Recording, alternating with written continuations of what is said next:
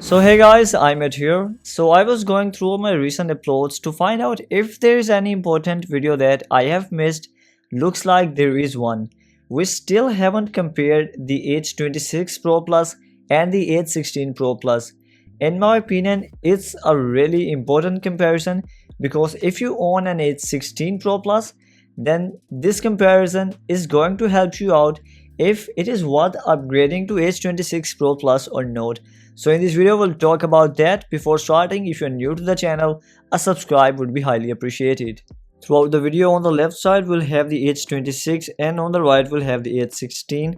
To make it easier for you to remember, the title bar will be here throughout the video. Starting from the body, both of them take the inspiration from the Apple Watch. It looks like the latest model. We get glossy frame for both of them.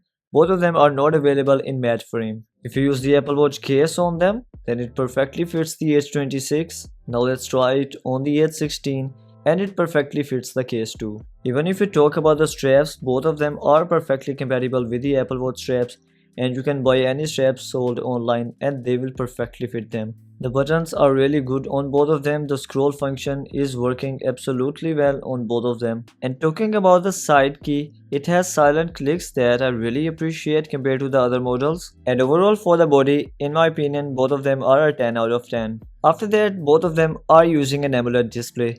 But this is the section where the H26 has improved a lot. First of all, if I open the menu, you can notice that the H26 is a lot smoother.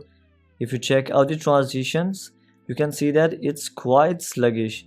While on the other hand, checking out the H26 Pro Plus, it looks quite better. All I have to say that the refresh rate has improved more in the H26 Ultra Plus compared to the H26 Pro Plus. Obviously, there is a slight difference and the H26 Pro Plus is better, but I think that the Ultra model is even better than this one. The overall colors are really saturated in the newer model. The vibrancy is really good, and if you go all the way down to the list view, then here's how the scrolling looks like on both of them. It also looks better on the H26. I've also noticed that the glass on the top is better on the H26. That's why the touch is smoother on the H26 compared to the H16. Then here's a look at the display size. Both of them are using the same display size in my opinion. The displays are really bright on both of them. But one thing that I do have to mention is that the always on displays on the H16 are a lot better compared to the H26. I'm basically talking about the brightness here. You can see that it's clearly visible. But on the other hand, if we talk about the H26, its always on displays are quite low in brightness. That's why sometimes it becomes really difficult to even see the time in the room light. So for the older Hello watches, we all know that the displays were not too smooth, and because of that the UI didn't look too good. But one thing which is worth appreciating is that they have done really good work in the UI. Even in the older models, the attention to detail was really good, but it has even improved in the latest version. So the H16 is based on the older OS, while the H26 is based on the latest OS 26. First of all, if we open the menu, you can notice that the icons have changed. They are more vibrant, more saturated, and a lot of icons have changed. For example, here is the sleep tracker icon. It's now purple like the OS 26. And after that, if you scroll down, you can notice that the alarm clock, timer and stopwatch, all of them have new icons. Almost all of the icons look customized when you compare them side by side, although the main difference is the vibrancy, the saturation level, and also the icons on H26 look more popped up. Many applications have also received a new interface. For example, here's the sports mode application. It has the new interface with all of the buttons working here. After that, here is the dialer application. Well, here's how it looks in the latest H26. All of the buttons are also working here. Here is the keypad. So let's go back now. I've also noticed some changes in the music application. This one looks a lot better now in my opinion. Here is the home tab, which looks quite similar, but all of the other tabs have changed a lot. Then there are minor changes in almost all of the applications. The UI looks more advanced now. Here is the photos application, and you can notice that it's looking a bit better, and the UI is more refined in the H26. Then here is the recording application. So just like this, a lot of applications have improved a lot when it comes to the interface. And taking the inspiration from the latest OS 26, they tried to implement the liquid glass interface. It's a good try, but I think that the HK11 series looks better when it comes to the OS 26 UI. Here is the widgets page. It also looks a bit different. There was also one thing which didn't make any sense. There is no app history in the H26 Pro Plus. So in the overall system interface, a lot of things improved, but when it comes to the watch faces, there were a few upgrades, but there were also a few downgrades. First of all, in the H16 Pro Plus, you could install about 18 watch faces from the dial market, but in the H26 Pro Plus, you can install about 6 to 7 watch faces only from the dial market, or maybe 8, because the storage capacity is really low, which has disappointed me a lot, and we'll talk about it later in the video. Another thing worth mentioning is that in the H16, you could edit the watch faces, you could change the clock style, you could also change the complications shown on the watch face, but this option is not available in the H26. There's no option to edit the watch faces, and what's even annoying is that to change the color of the watch face, you will have to tap on the display, which used to be the option in the older models. This not only looks bad, but even an accidental touch is going to change the theme of the watch face. So for example, if you're wearing matching bands, then just a tap on the display is going to ruin it. The good thing is that in the H16, there were only 2 always on display options. If you go to display and brightness, you could either use pointer dial or the number dial on the screen of dial. While this is not the case in the H26.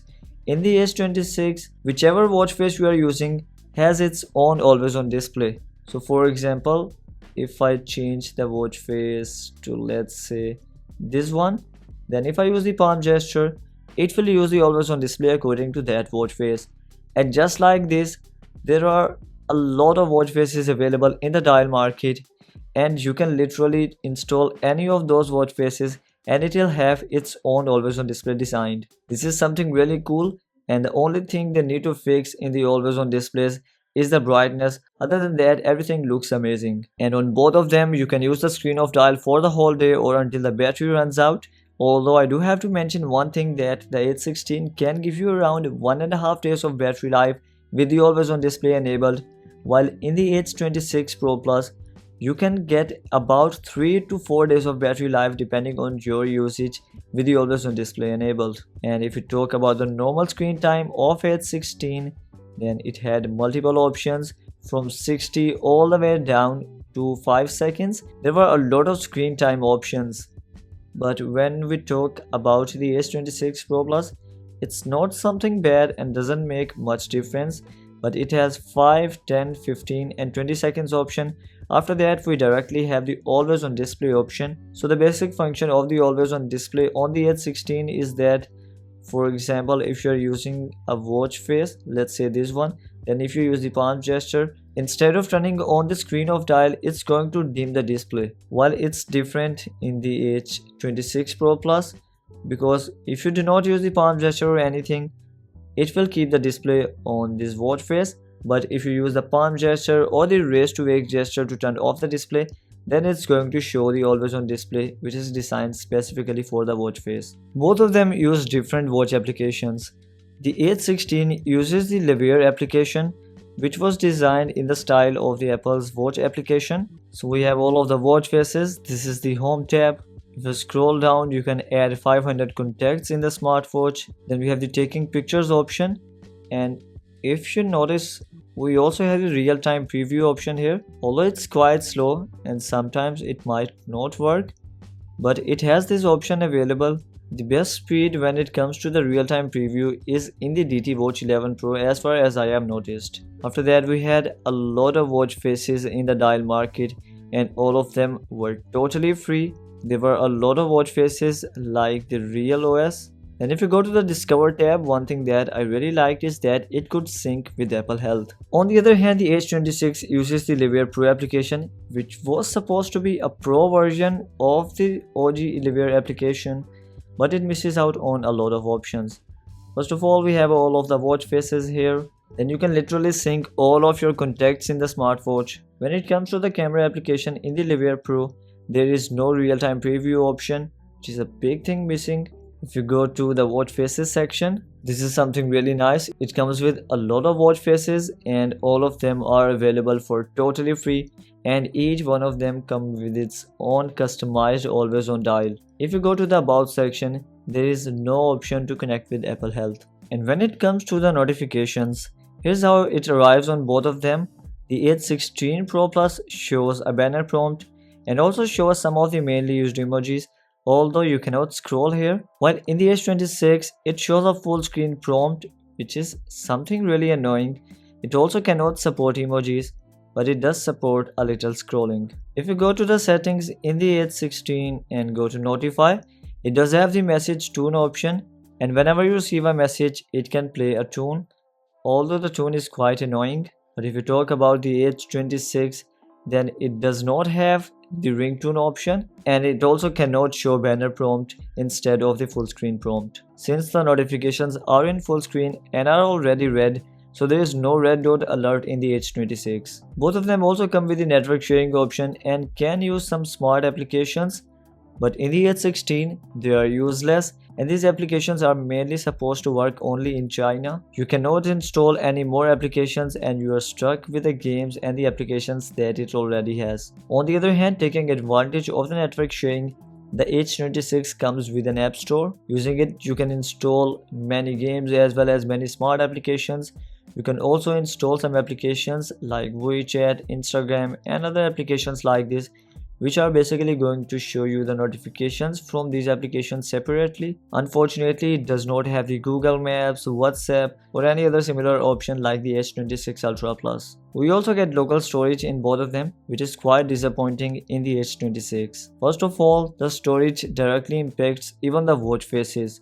So if your storage is filled, you won't be able to install more than 5 to 6 watch faces. After that, talking about music, in the H16 Pro Plus, I could easily add 20 to 30 songs. Maybe it lets you add more, but this was the maximum that I tried. On the other hand, in the H26, you can hardly add 5 to 7 songs. Both of them have the option to connect with the wireless earphones, so you can listen to the songs stored on the smartwatches directly on them. After that, we get the photo options. In the H16, you can add 100 plus pictures easily, while in the H26, it will depend on the storage you are using. Normally, I was able to add 50 plus pictures in it. Then we have the voice memos option, so you can record sound depending on the storage capacity you have used. And the last thing that you can use the storage for is the ebooks. In the H16, I've noticed that you can add a lot of TXT files, but in the H26, I was not able to add more than 7 to 10 TXT files, which is quite disappointing and also quite surprising,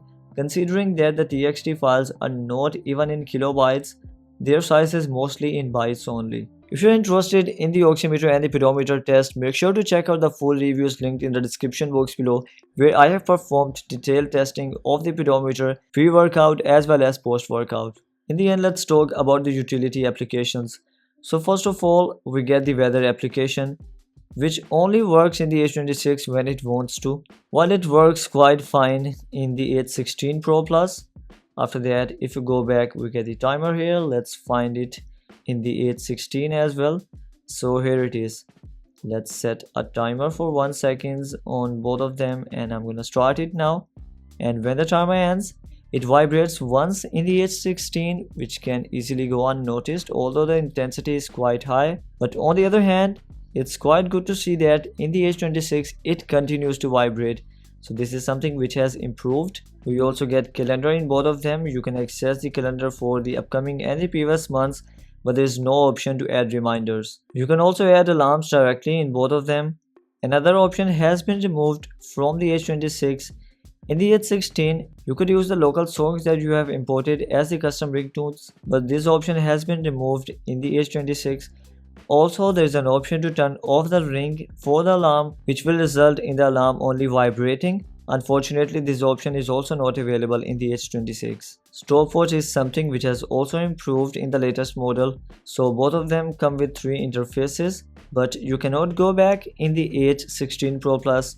While in the H26 Pro Plus, you can easily go back and the stopwatch will continue to run in the background. Calculator is something which is only working fine in the Hello watches, but H26 is not one of them, because if you use the percentage option with multiplication, it does work fine on both of them, but in the H26 it gives an error.